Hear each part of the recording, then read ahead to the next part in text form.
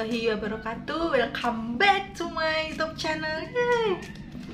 Pada kesempatan kali ini aku ingin membahas mengenai tahapan seleksi kompetensi bidang di Kementerian Perhubungan tahun 2021. Oke, langsung aja ya guys. Jadi tahapan CPNS Kemenhub tahun 2021 ini terdiri jadi dua, yaitu tahap SKD dan SKB. Nah, untuk proporsinya sendiri, SKD sendiri itu 40% dan 60%-nya itu diambil dari SKB.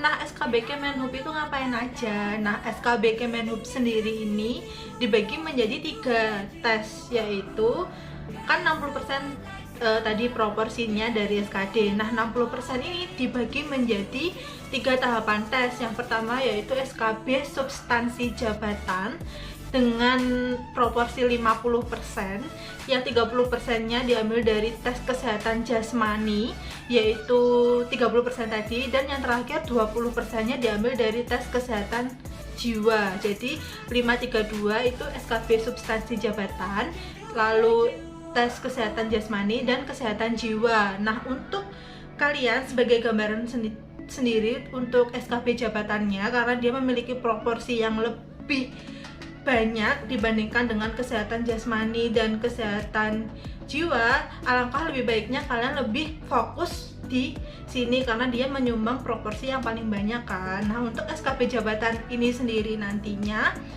kalian disesuaikan dengan formasi yang kalian lamar. Nah, karena aku seorang JFT statistisi, aku sudah pernah bahas pada video sebelum ini mengenai gambaran kisi-kisi SKB substansi statistisi ahli pertama, atau yang serumpun lah, yang istilahnya itu latar belakang pendidikannya itu S1 matematika atau statistika. Nah, gimana sih Kak caranya kita mengetahui kisi-kisi dari jabatan yang kita lamar? Nah, cukup kalian pedomani saja peraturan-peraturan menteri, keputusan menteri, dan lain sebagainya yang bersesuaian dengan jabatan yang kalian lamar. Misalnya nih, kan jabatan itu kan ada dua ya, jabatan fungsional dan jabatan pelaksana. Nah, kalian harus tahu dulu kalian itu yang kalian lamar itu jabatannya itu fungsional atau jabatan pelaksana.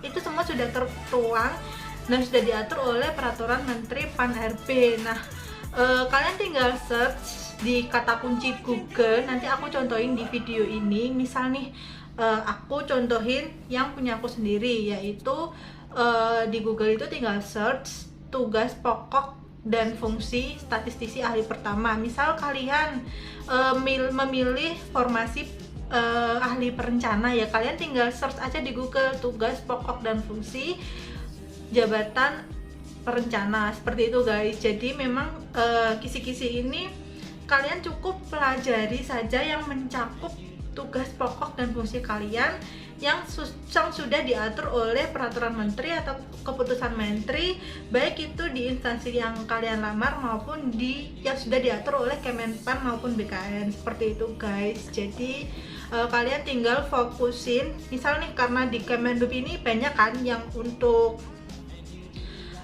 lulusan SMA, contohnya sebagai seorang AFSEC atau Aviation Security. Nah, kalian tinggal pelajari tuh dasar-dasar penerbangan, keamanan di penerbangan.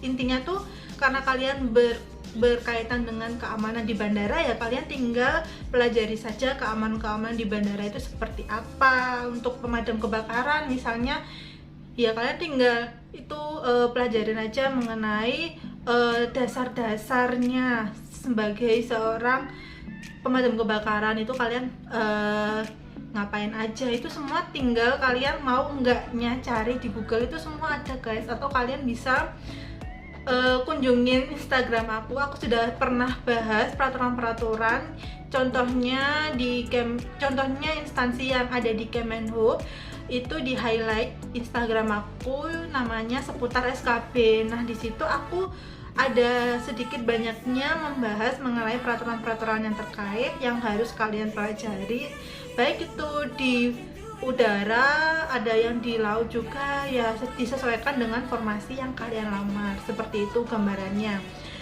Dan nantinya karena kalian itu ngambang ya, maksudnya itu ada soal-soal yang tidak bisa kalian jawab pas nanti kalian hari hanya kalian tes itu ya. Ya udah, mungkin itu di luar kita ya, dalam artian karena kan ada jabatan yang banyak atau-atomnya. Misalnya dibutuhkan itu ada S1, kualifikasi pendidikannya S1 hukum atau teknik sipil atau teknik elektro atau teknik mesin dan sebagainya. Itu memang yang dikuasai memang sebanyak itu dan kita nggak bisa kuasai semuanya kan. Jadi menurutku ya memang kalau SKB jabatan itu balik lagi ke kalian kalau misal dari S1 ya tinggal pelajarin aja ilmu-ilmu kalian yang kalian pelajari, dasar-dasar ilmu kalian waktu kalian kuliah, seperti itu guys. Jadi kayak aku nih, karena aku dari statistika ya aku belajar dasar-dasar statistika yang awal banget, yang aku baru masuk itu semester 1 dan 2. Nah itu aku kuatin di sana karena memang ada sedikit banyaknya itu pasti keluar, seperti itu. Itu untuk gambaran SKB jabatan sendiri ya guys. Maaf kalau semisal tidak banyak membantu, kalian tinggal kunjungin aja Instagramku seputar SKB. Nah di situ aku ngomong banyak tentang SKB, kalian bisa cek sendiri. Oke, itu yang SKB substansi jabatan dengan proporsi 50%. Nah untuk yang 30% ini adalah tes kesehatan jasmani. Nah kesehatan jasmani ini ada 4 tahapan yang akan diujikan, yaitu tes paru-paru, tes jantung, tes buta warna, dan tes body mass index.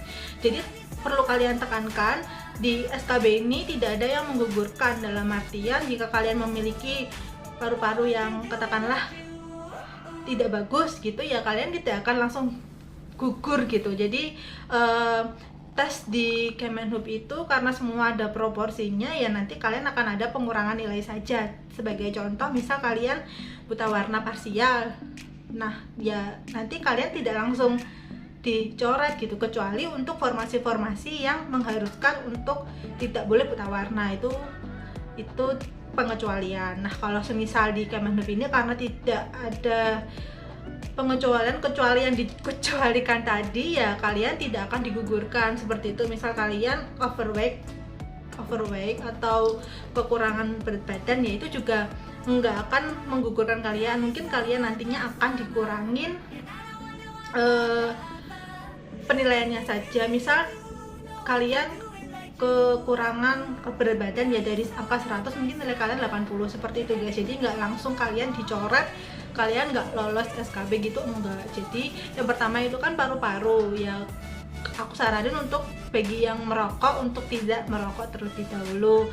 Lalu untuk jantung, tes jantung itu tes EKG ya guys. Jadi nantinya kalian ya udah, kalau misal jantung kalian aman, kalian menjalankan pola hidup sehat, olahraga, ya insya Allah kalian nanti hasilnya juga akan bagus. Terus untuk yang ketiga ada buta warna, dan yang keempat itu ada body mass index, seperti itu guys. Dan perlu kalian ketahui juga, nantinya tes kesehatan jasmani ini sendiri itu kalian lakukan secara pribadi, dalam artian tidak ditanggung oleh Kementerian Perhubungan. Maksudnya gimana Mbak? Jadi nanti waktu kalian SKB jabatan di BKN atau di tempat yang ditunjuk oleh BKN, nantinya kalian di sana nanti udah diharapkan membawa hasil tes kalian itu tadi, yang keempatnya itu plus tes kesehatan jiwa. Jadi nanti kalian ya mandiri datang ke rumah sakit pemerintah, diperiksa oleh dokter yang memiliki NIP.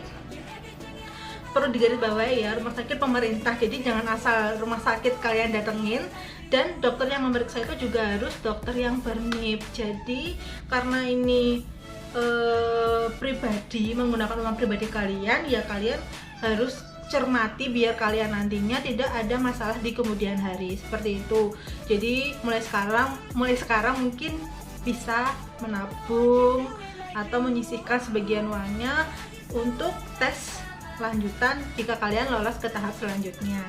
Nah yang terakhir ini yang tadi kan ada 50% tes substansi jabatan, yang 30-nya tes kesehatan jasmani, dan 20%-nya ini yang terakhir yaitu tes kesehatan jiwa. Nah, mungkin bagi kalian yang masih awam, apa sih itu tes kesehatan jiwa? Kalian bisa ketikkan di Google tes MMPI ejaannya. Nah, tes kesehatan jiwa ini kalian juga pribadi, dalam artian ya kalian membayar sendiri. Nah, gambaran untuk tes kesehatan jiwa ini nanti kalian akan dihadapkan oleh 564 ya setidaknya kurang lebih 564 soal yang berisi pernyataan dan itu berulang. Jadi kalian benar-benar tidak boleh menyepelekan tes kesehatan jasmani karena ya memang harus dibutuhkan fokus yang lebih banyak dan kalian harus yaitu dikasih waktu kurang lebih 2 jam ya untuk mengerjakan pernyataan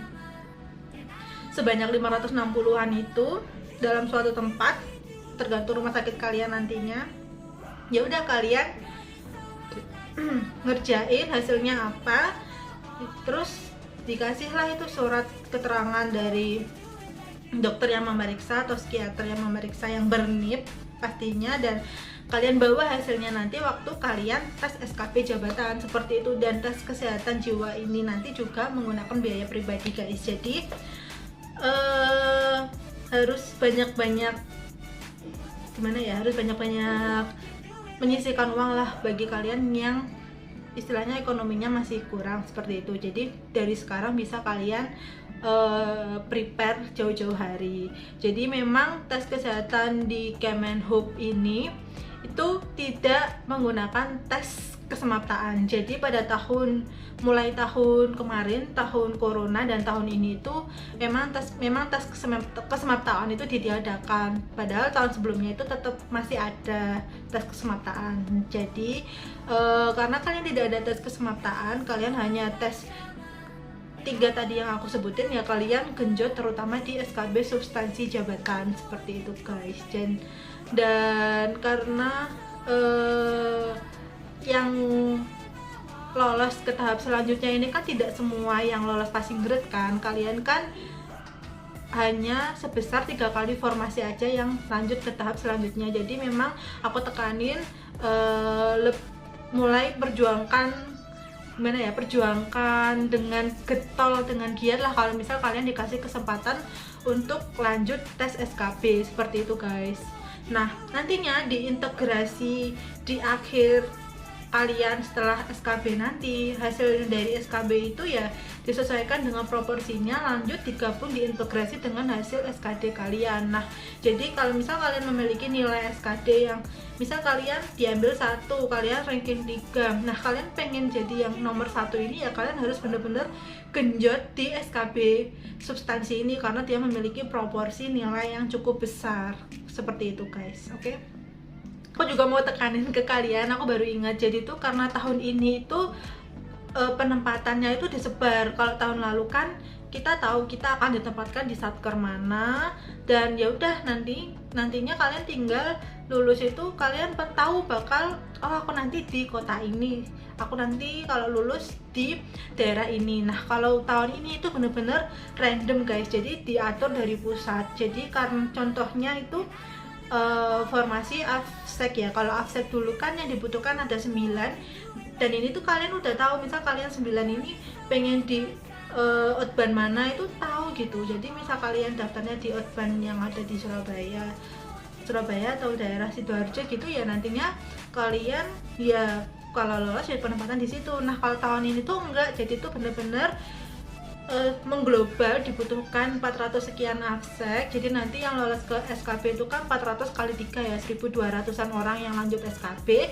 Nah kalian lolos nanti ya kalian akan diacak, disebar gitu, karena kan ini kuota nasional bukan kuota daerah seperti itu. Jadi memang bener-bener disiapin. Kalau misal kalian kekeh ingin perjuangin ya ayo kita belajar bareng-bareng, ayo kita perjuangin bareng-bareng, ayo kita berdoa bareng-bareng minta sama Allah. Terus ya udah nantinya misal kalian ditempatkan dimanapun ya kalian harus siap sedia, harus ready gitu loh, karena kan kalian yang sendiri yang memilih dan kalian sudah siap dengan resiko segala sesuatu yang kalian nantinya akan terima seperti itu guys. Jadi benar-benar harus dipertimbangkan segala sesuatunya. Oke, cukup sekian mungkin yang dapat aku sampaikan. Aku mohon maaf kalau semisal ada penjelasanku yang kurang berkenan di hati kalian atau ada yang bertele-tele, semoga enggak ya. Kalaupun ada, kalian bisa komen, tanya, bukan pertanyaan kalian di kolom komentar di bawah video ini. Jangan lupa di like, subscribe, dan komen. Terima kasih. Wassalamualaikum warahmatullahi wabarakatuh. Goodbye.